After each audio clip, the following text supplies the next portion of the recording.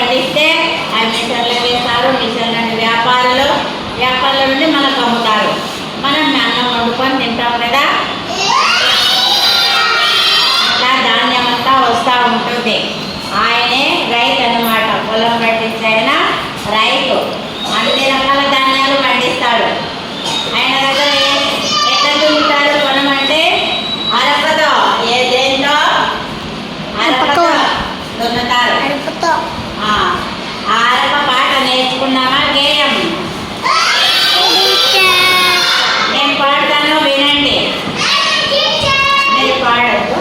అరక అరక ఇది మన అరక, అలకని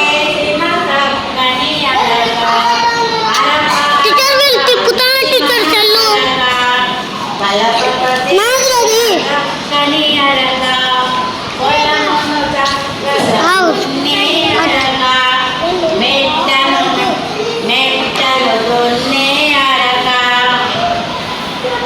రైతుకు అండగా ఉండే అరక, అరక అరక ఇది మన అరక, అరక అరక ఇది మన అరక, కలపతో చేసిన చక్కని అరక.